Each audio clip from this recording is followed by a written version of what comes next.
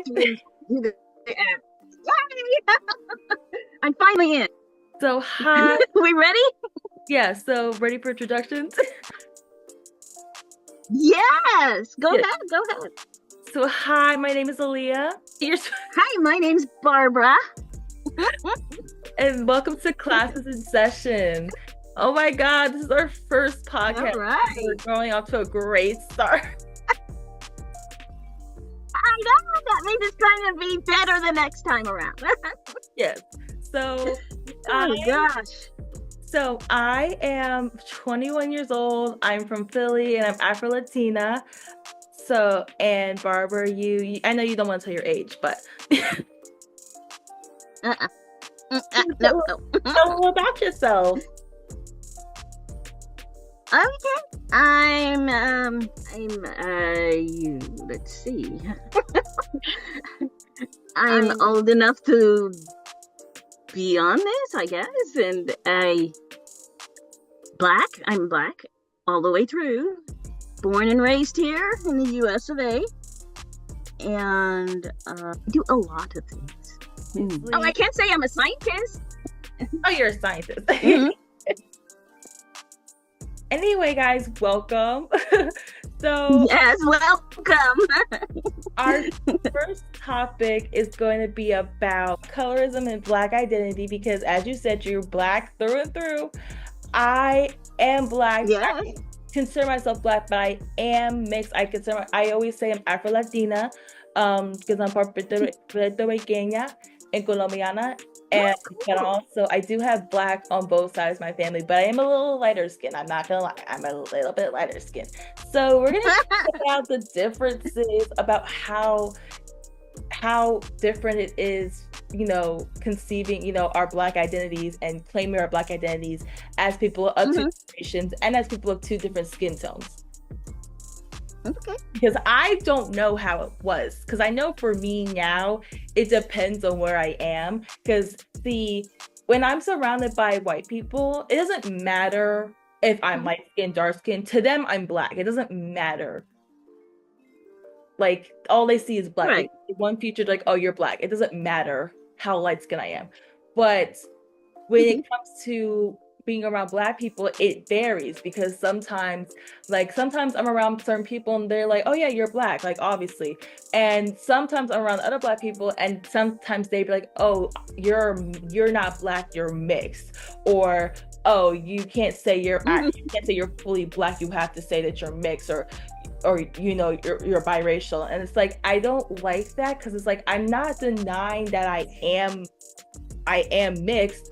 But at the same time, to say that I can't claim myself as Black is a little insulting, especially when it's like, I have both my parents are Black. My dad, we're all mixed, but my dad, he has mostly Black on his side. And my mom, she is a little bit more mixed. She has a white mother and an Afro-Latino father. So, but they both have Black on their sides. So it's like to say that even though I'm Black on both sides of my family, I still can't consider myself Black rubs me the wrong way, especially when it all comes down to skin tone. Because I have some friends who, if we want to go into percentage wise of Blackness, which I don't like getting to numbers, but if we want to go into percentage wise, I have some friends who are more mixed than me, where they have parents who are both mixed, whereas my dad is mostly Black, but they have darker skin tone than me, so they are considered more Black amongst our peers. But it's like, if you want to talk percentage-wise, technically this person is percentage-wise less Black than me, but because they have a darker skin tone, something we have no control over, they're more accepted in that realm. Which even though you didn't experience it, how did you perceive somebody who may look like me, who was mixed or had lighter skin? Not you were my age. Okay. I gotta say that to me, you look like you're Hispanic. I gotta say that. But it doesn't matter to me what color you are. Black is good. That's always been my mantra. My parents have always instilled that into us. when we were growing up, because we were always surrounded by family, and you can, I mean, different variations of color, but always black families. So it strengthened us as a family, the skin color, but we didn't, you know, worry about it because we knew what we were. We're African Americans growing up in this country, and we got hit with a lot of stuff, but they taught us how to handle it, and we did. So skin color is important to us, but also education, everything else that goes along with it. We had to work for it hard. So being black was actually a plus. It still is. And people of your lighter persuasion, you're still accepted in our family group too, and you're just like us. So it didn't bother us. We accepted life. Yeah, it was. Of course, there were nicknames and things that were thrown around, but after a while, once we got to know you, we were fine with it. Okay. And it just helped enhance the family more and more. So, and I mean, we had other colors mixed in with us too. We had Native American and Irish, I'm told, from my dad's side. So, but we always looked black, and we were black, and we didn't use it as a hindrance. We loved being black. We still do. Exactly. Like, I love being black. Like, that's why when sometimes I get that comment, I'm like, I don't like that, because also, like I said earlier, yes, you may see me as mixed, but to a white person, especially in a system where it is portrayed against us, it doesn't matter to them that I have maybe some white in me. All they're gonna see is a black person, and that already takes me down with y'all. It doesn't matter that, oh, she has lighter skin. Then they still see black. So even though I'm not stupid, obviously colorism is a thing, and I do know that Yeah. I might have some advantages from having lighter skin. I'm not blind to that, but I'm still roped into the same group as you guys. It doesn't matter that I might have lighter skin. To them, I'm still a black person. Once again, maybe I might get a little bit more benefits, but at the same time, it's like, it's all because of a stereotype, because they're like, oh, because she is. Yeah, that's all it comes down to, is a stereotype, and it's not really getting in concert with the person, talking to them and getting to know the people. They're just going by what they were told or learned on screen, what was portrayed to them and stuff, not really getting to know the people themselves. So we talked to people just like everybody else, and we didn't use it. We didn't have problems that much. My parents used to take us everywhere.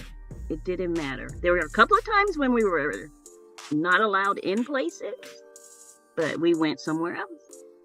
And after a while, we did come back to that one place that turned us away.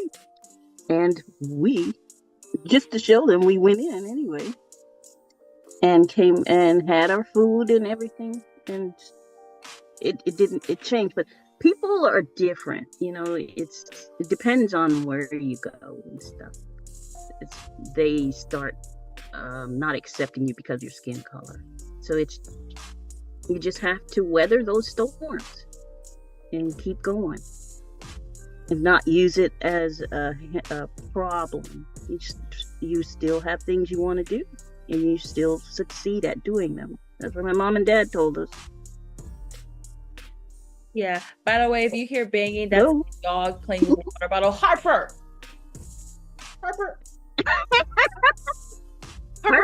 you're so quiet. Sit down. No, leave it. What is Leave it. I have a Rottweiler and a Corgi. Oh. They're both like less than 2 years old. Oh, they want to play. Well, too bad. You need to sit down. Anyway, back to the podcast. I know. I don't know. Colorism is is an ugly thing that was created by people who want to keep people down, seems like.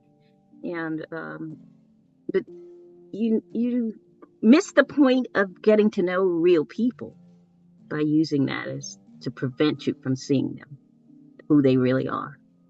Yeah, and it's like this is also why like colorism really needs to be tackled because it's like colorism is kind of like a way to discriminate against people in your own race in my eyes because it's like you're Yeah, fighting against me, but at this like I said, we're gonna all be roped into the same thing probably most of us gonna be roped into the same group at the end of the day.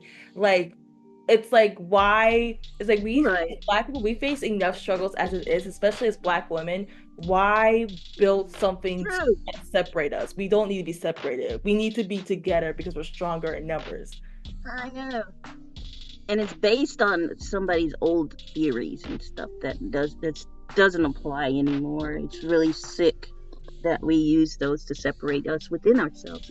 I don't know why people still do it. It's, And it's sad. Oh, I think it's kind of like a power thing. It must be the only reason they use it. I mean, well, we shouldn't be. We shouldn't. We should all get together and work at. one But go ahead. Go ahead. I'm sorry. I mean, it's okay. One thing I was gonna say is what I remember somebody in my Black student union in high school mentioned this when we had this conversation about colorism, and she said that she thought that hmm it was a way, like you said, maybe as a power trip because we feel so powerless in every other system. hmm It's a way to feel power in our own system. yeah, and it's sad. I out my classes, I used to be the only female in the class. So after a while, it developed a thick skin. So it, whether you looked at me a different way, it didn't matter anymore. I was there to get something accomplished, get something done, and have time for that.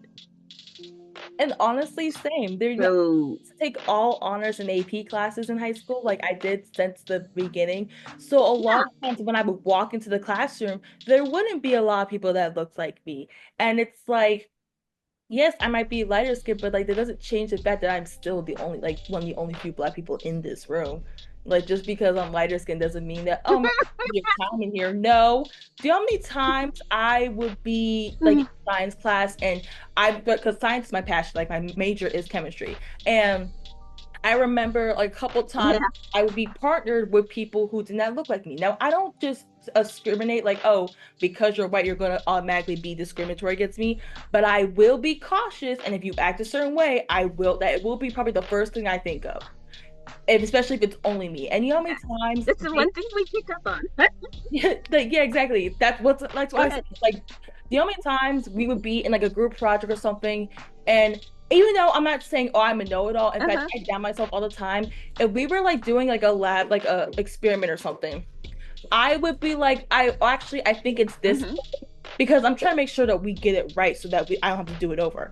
And the amount of times they wouldn't even consider hmm like acknowledging or even like looking at like I'm like hey actually I think it might be this way they just completely ignore me like it's like okay if you think you're right at least look at it because I'm trying to tell you I really think this is the way it is and they'd be like hmm ignore me I call up the teacher about 9 times out of 10 I would be right like Yeah. and it's like everybody else in the group was trying to say oh actually I think it might be this way they got acknowledged but because me the only black hmm person said something to say oh they just assumed I was wrong and then most of the time I will be right. yes. It is Yeah. like, Always assume the worst because that's what they try first, and yeah, then you shine when you show them the right way. yeah. but It, it's continue. I don't know why we can't work together and collaborate on things to make things work. And at some levels of science, they do that. They don't care what color you are as long as you're working together to get stuff done and making it work properly. Creating new stuff to help with the future of the country and everything. But um, I don't know. I didn't know in the high school level they were still separating themselves like that. Oh no, when I tell you, anytime, like I said, anytime I walk into the class, it literally was like any black person or any Mm-hmm. color really that I could find in the room, we would all end up sitting next. We all would end up sitting at the same desk. Like it was like instant. It's like if there's any Uh-huh. black people, you all mag, they're all sitting in the same corner because you're like, you got our back, we got your back. Okay, we got it. Like it's a comfort thing because it's like you're not. It's like you're not gonna lie. It's like if you're the only person of color in the room, you're gonna notice that, Yeah. and you're going to feel uncomfortable. And then so Uh-huh. if I find anybody who can relate to me in the slightest, I'm going to go sit next to them. You know what I mean? It's like Oh, really? I just used to do the opposite. no, I I was used to do the opposite because I don't sit in front of the room because nobody likes to sit up front. I no, go sit in the front of the room because that way I can focus and concentrate on what I need to do. Then not me. once I I'm would sit done, I'll in the go in very core, back. you know. So I was sitting in the very back. But like I said, it's like literally when I tell you Nope.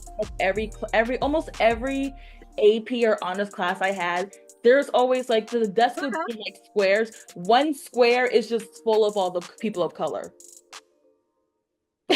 Oh, wow. And it's like it's just like I don't know anything about them. I don't know their names. I don't know nothing. But I'm like, okay, I see a person of color in this room full of white. I'm going to there. It's a comfort thing because you feel more comfortable around your own people or someone who, even if it's like it's nothing to do with it. It's like, Uh-huh. okay, I'm in math class, but it's like it's just that comfortability that I'm like, okay, you're a person of color, so so Yeah. like the chance of you discriminating against me is at a all-time low. And like I said, so it's like if I'm Oh, working in a group gosh. project and I have to work with these people, I don't have to worry about, oh, Uh-huh. are they just gonna look at my skin tone and just assume I'm wrong, and then therefore I'm gonna have to fight to get my point across. Mm-hmm. It's Huh. because it's also Interesting.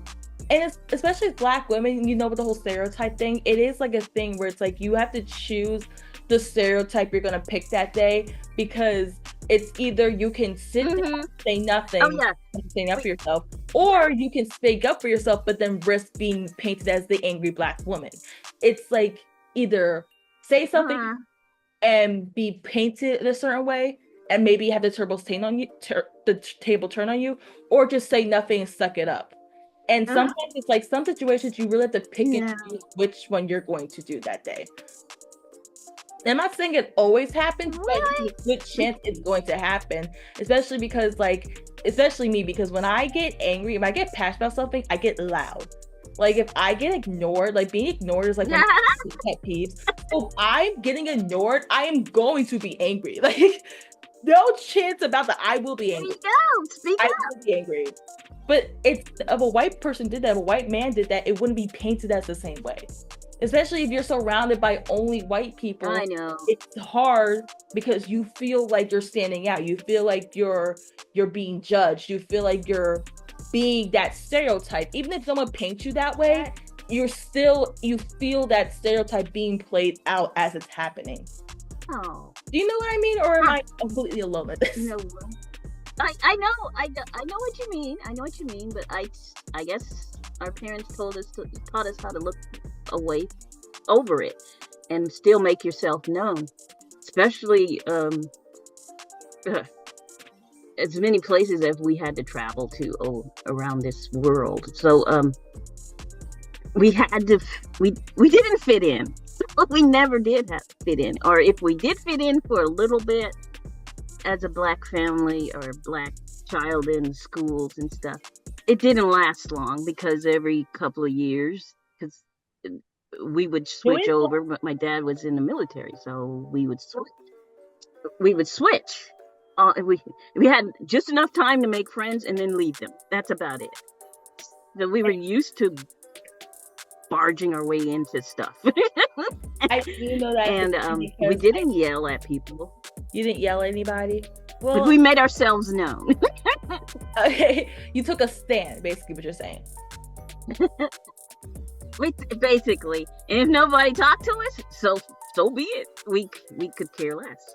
A lot of us, and we still spoke out in school when we had to. We still spoke up, but if you didn't want to be friends with us, it's tough with us. It was tough for them, so they just missed out. I like if people are friends with me. I just don't screw me over. That's just my basis. That's right. That's right. And as far as group projects, having to deal with people in group projects, you sometimes have to keep at them until they finally see the idea that, hey, maybe this is right. You get somebody else involved. Like that's what somebody I would who get knows the what teacher. they're I'd be talking like, hey, just a question. Is it this way? Like, yeah, you're right. And I'm like, yeah, there you go. You heard her. I was right. I know. There you go. You're doing it. Because I can't take a grade that's lower than I expected. I can't. Exactly. Like the amount of times I would just end up doing the school project by myself, and then just turning in my own. Like, why is your work different than everybody else's? I'm like, because they would not listen to me, and I'm doing it by myself. And also, I would have to ask, like, I literally would ask, what is it again? Because they would literally just do it and not ask me to do anything. And then I'm over here trying to figure out what are they doing, what are they down. I'd be like, so what is it again? They're like, oh, it's like, what are y'all doing? Y'all just let me stand here. Like, hello, I need to know what's going on. Like, I'd be the annoying one asking, okay, can you show me this again? And hey, teach, come here. Can you explain this? I don't understand it by their point of view. Can you tell me how this? And that teacher will point out what the problem is. Let them handle it. Let them do the job. And I did not have time to raise somebody else's kid in school because I was being raised by my own parents. You know, and their directive was to get your work done at school. That's your main job. And so that was not hard to do. So we sometimes, get into good, I guess, groups of people. Sometimes we did. So we just had to weather the storm. And that's why and excel still. But that's why I would gravitate towards the people who looked more like me. So then that way I'd be like, okay, the chance of happening is lower. What happens when you're the only one? I'm not saying every person can slap people, but I'm saying that, you have a more chance of being discriminated against if you are surrounded by people who don't look like you. That's just my experience. I see. I understand that one. And yeah, even though I am lighter skinned, and yes, I am mixed, but I got my DNA test done, so I know exactly who I am. I'm literally I am 33% Nigerian, and that's just not just the amount of blackness. That is literally all of me. I have 1/3 of me is Nigerian. That's just one part of me of everything I am. That's awesome. That's a big chunk. Cool. To say I'm not black. Yes, I have a white grandmother. Yes, I have a white grandmother. That is the only white relative I have. But to say that one, I'm not ignoring that part, but to say that one part of me neglects all the other stuff in me is a little, it doesn't take away my blackness. Black people are multiracial. We're multi racial, and we're prolific. We're all over the place. So yeah, exactly. It's awesome race to be a part of. It's I hate to break it to y'all, but because we got moved everywhere because of slavery, we're all over the map. Yep. We're all, like you said, yes. We're all over. Yes. And plus, to be mixed together. It's inevitable. We're prolific. We got brought all over the place, so we're gonna be all over the map. I know. How you think in the South, boy? I'm pretty sure they're mixed up. I know. We're here in America, how we get brought up to slavery, and it was just we're all over the place. So you're gonna have other countries, and we do things. We had to learn how to do stuff. Exactly. You're gonna have other parts of the country in you. You're gonna have other countries and other ethnicities in you because it's just inevitable. I have relatives who I've never been black before who live in Germany. And they're black. Yes. There were black people in Germany too. I've been reading up on the history. It's just that they were actually in the southern part of Germany a long time ago, but they were used pretty badly, some of them. So yeah, black people are everywhere. There were some in Russia, I think, and there were some even in Ukraine, and especially in France for sure. And wherever the coloners were, they brought either slaves or they were there already. Black people were there already. So, but exactly. So exactly. It's like the whole, that's why I said whenever somebody says, even if they say in a joking way, I'm kind of like, don't say that, oh, I can't be considered black because I have a white relative or because I mix. It's like, yes, I acknowledge that part of me, but you can't also say that I'm not black, because that part, it rubs me the wrong way. Because like I said, even though I might face a little less, I might have a little advantage over some people because I'm lighter skinned, I'm still facing a lot of the same things. That doesn't change. And that's why, like, I love my braids.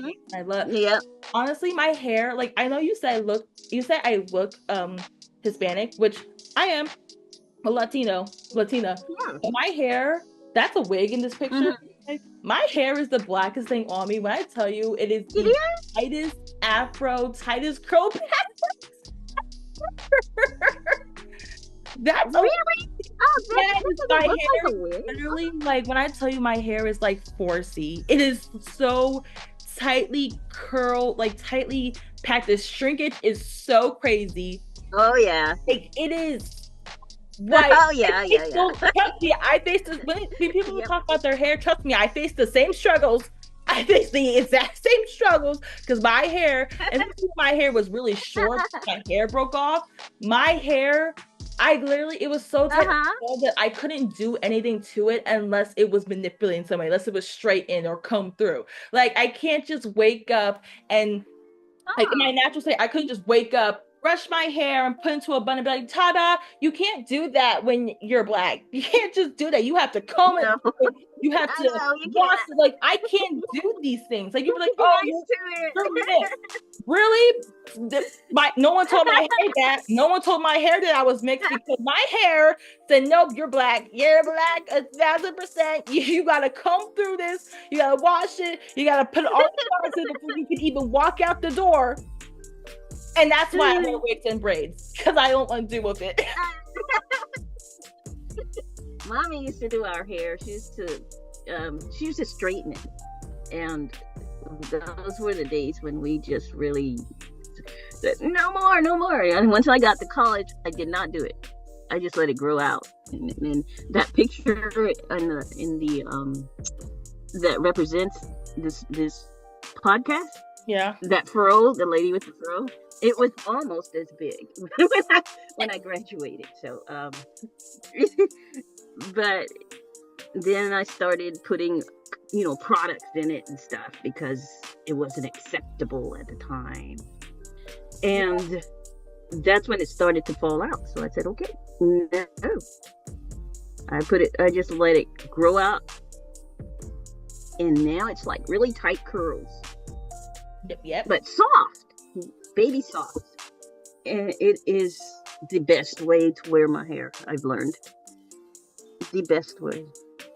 I'm biased because I like hair. I like having long hair. I like being able to manipulate it. I like my hair now because it grew out. But when I was in high school and my hair was so short that literally you couldn't even put it to a ponytail, I hated it. But then after the pandemic, my hair grew out. I generally like, oh my God, my hair is big. I can actually come through it and put it into a bun and not look crazy. Like, I was so happy. But I get it. And I mean, that is something that's also changed. That's why I said, it's like, I love having my braids and I like having my like my hair. I love it when I love my hair the most when I had braids in and I take them out and my hair is like kinky and very soft. Like, that's like when I have my hair, because I just love being able to play with it, even though yes, I have to wash it, but it's just being able to play with it because it's so soft and it's so like kinky and everything. I love it. But And it's got nice, naturally curly. It's naturally curly. Yeah, it's like it's very natural color. Like I said, it's like I never really had my hair straightened that much as a kid. Like oh I gosh, mostly had you didn't miss braids. anything. I had braids You for didn't most miss of my anything. life. Like most of my life, I had braids. It wasn't until I was a little bit older that I was able to. Like the only time I had my hair straightened was when it was like picture day or something. Because like you said, even until recently, it was more acceptable to have straightened hair. Like it's like, oh, you want to look nice? Have your hair. Yeah. Yeah. And then I realized in college, I don't have to straighten this stuff anymore. I don't. Also, it's a lot of work because you train it and then you gotta pray to God that there's no humidity, there's And no the rain. smell of burning hair and just not. Because I was not doing it right. But I learned to let it grow out.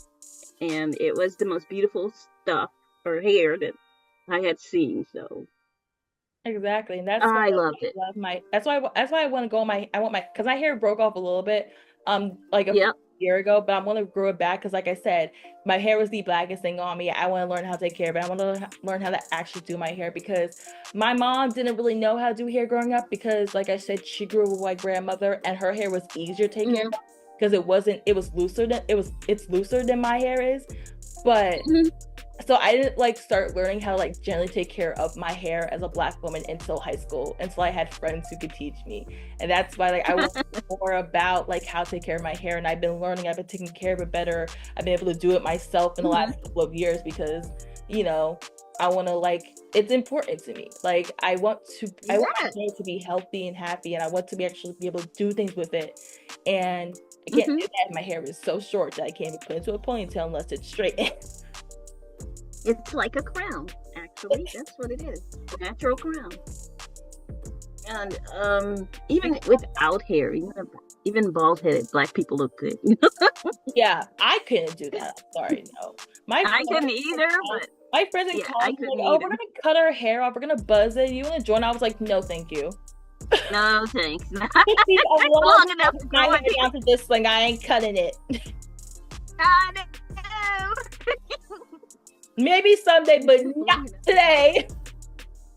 Oh no. Hey, so thank you. Let's wrap this up. So thank you everybody for tuning into our podcast. I know it was a bit hectic. Yes, thank you. It's a work in progress. Yeah. Listen, I don't know how to do any of this. Okay. I literally was texting. I was like, Je-Ree, what is this? How do you do this? How do you do this? Like, I have no clue what I'm doing. But I hope you guys liked it. Become more organized, we promise. Yeah. This was better than our practice one though. But I know. So guys, please let us know your thoughts and your comments below. Because it's gonna be posted on YouTube. I really hope you guys enjoyed this, and I hope you guys can relate to this and share your own experiences. I want to hear you guys' experiences of how you deal with it, whether you're maybe of an old generation or if you're a young bull like me. And also comment down below what you want our next topic to be, because we have some things we want to talk about. But if you guys have suggestions that you think would be good, especially if you're wondering like the difference in generations or just talk about it in general, like please let us know down below. We can see, be like, oh, that's a good one, because we were struggling to come up with a topic before our call. So I'm not quite struggling, but we're like, what do we talk about? Okay, we got a minute left. Okay, so you want to give an outro? So anything you want to say, Barbara? You said it mostly, but yes, please give us some suggestions. Good suggestions, please.